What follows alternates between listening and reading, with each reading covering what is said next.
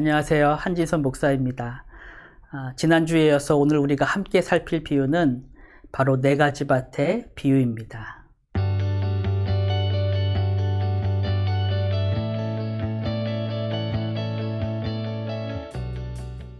우리에게 씨 뿌리는 자의 비유로도 잘 알려져 있는 이 예수님의 비유는 다음 주에 살필 가라지의 비유와 함께 마태, 마가, 누가 공간복음서에 공통으로 들어있는 두 개의 비유 중 하나고, 예수님께서 제자들에게 따로 설명을 해주신 두 개의 비유 중 하나라는 점에서 그 특징이 있다 하겠습니다.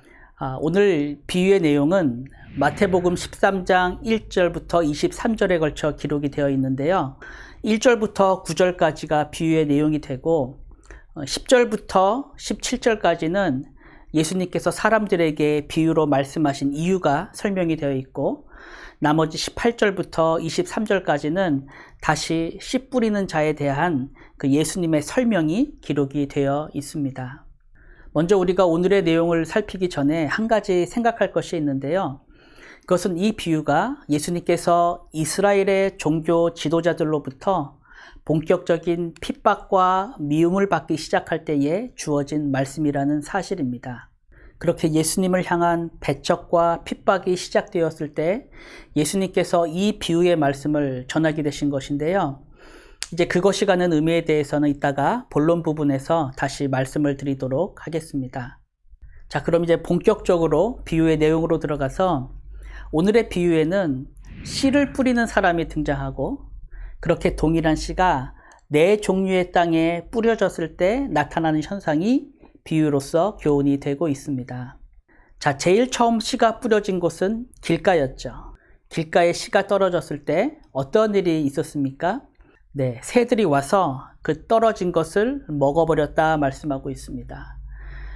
후에 예수님께서 이 내용을 설명해 주실 때에 뿌려진 씨는 천국 말씀이라 그렇게 말씀하시면서, 아무나 천국 말씀을 듣고 깨닫지 못할 때에는 악한 자가 와서 그 마음에 뿌려진 것을 빼앗나니 곧 길가에 뿌려진 자라 그렇게 말씀하셨습니다. 다시 말해서 길가라는 것은 그렇게 말씀의 씨앗이 도무지 뿌리 내릴 수 없는 참으로 단단하고도 완악한 인간의 마음을 보여주는 것이죠. 그랬을 때 여기에는 그저 한두 번 말씀을 듣고 그것을 거부하는 그러한 모습만이 있는 것이 아니라, 때로 아주 오랜 시간 동안 참 많은 기회를 통해 말씀을 들었지만 이내 그 들은 말씀을 거부하는 그러한 모습 또한 우리가 생각을 할 수가 있습니다.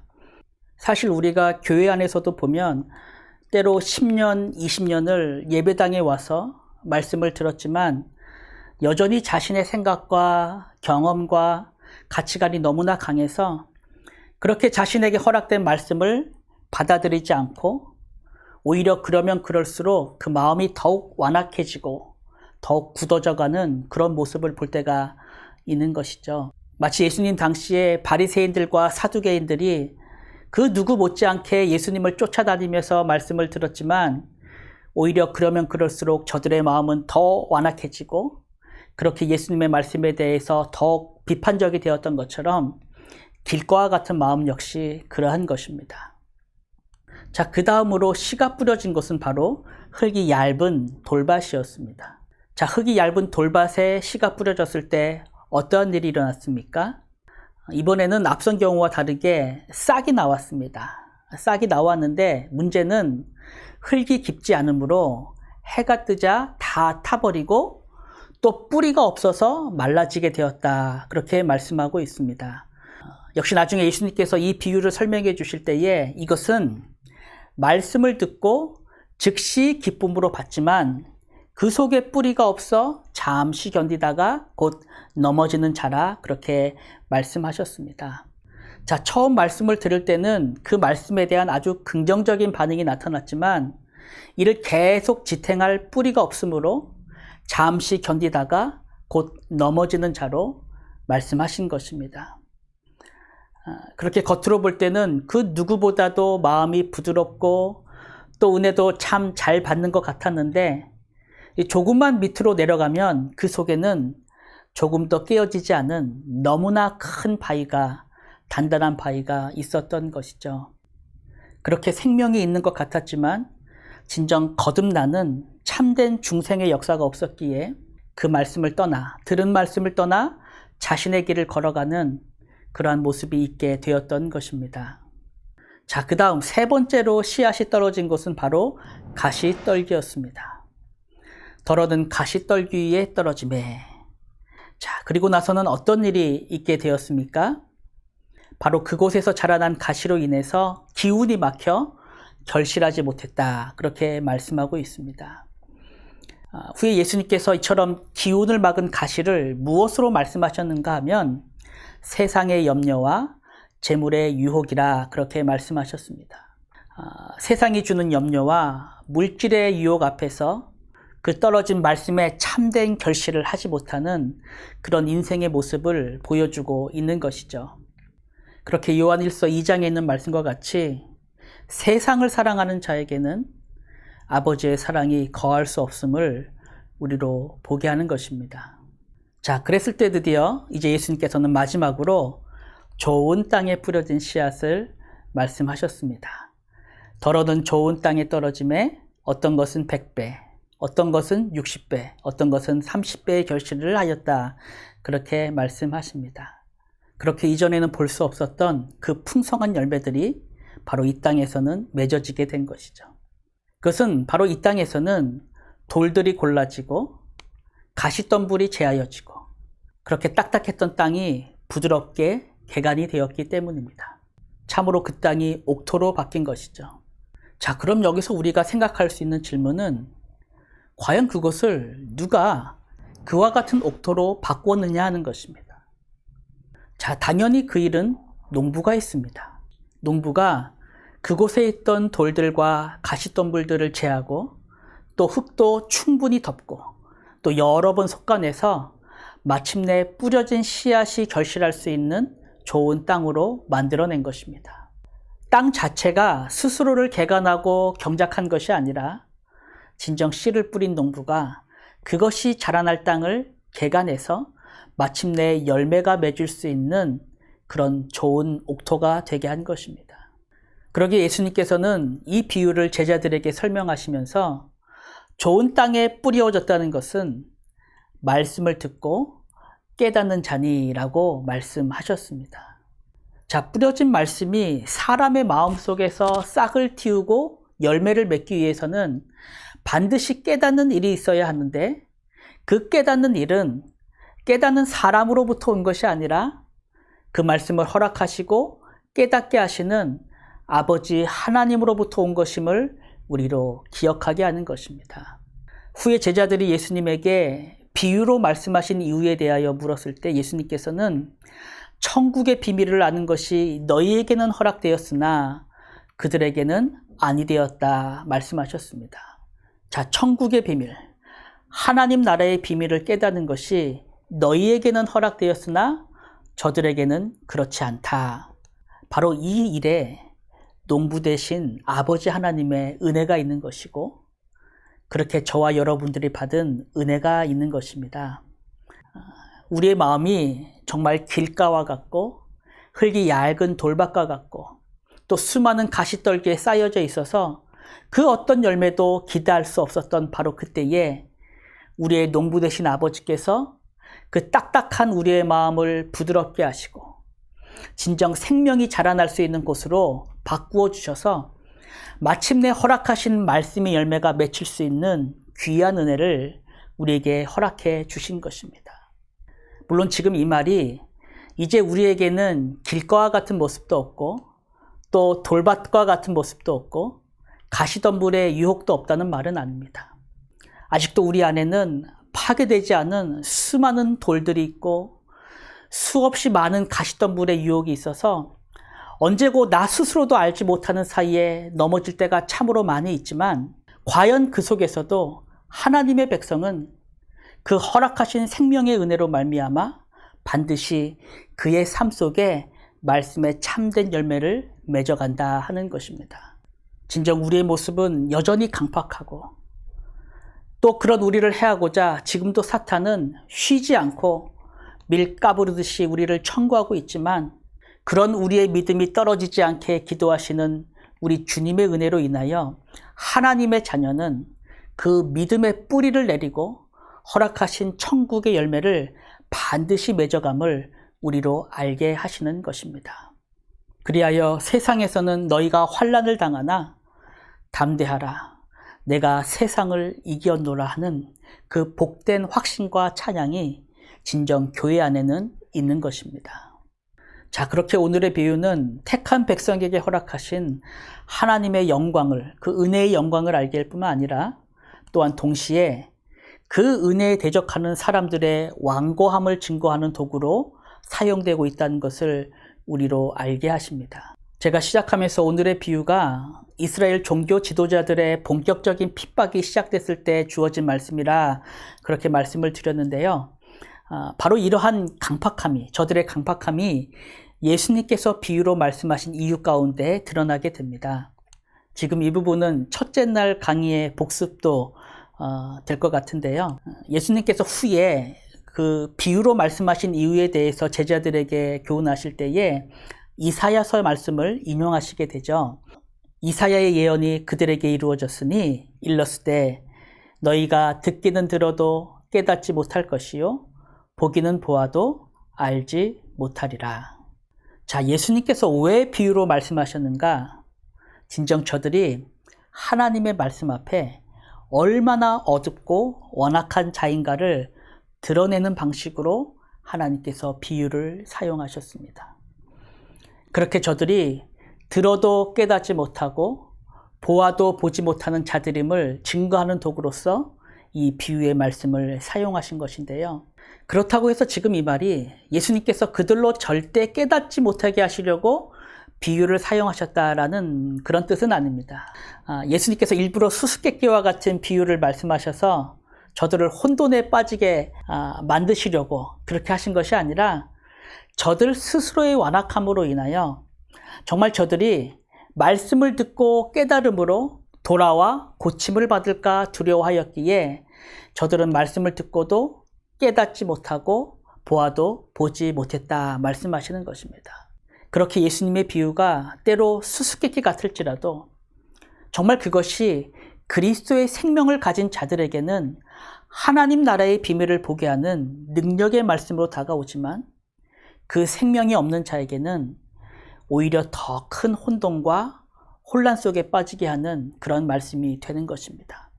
바로 그러한 점에서 이어지는 말씀을 보면 그러나 너희 눈은 봄으로 너희 귀는 들음으로 복이 있도다 말씀하고 있습니다.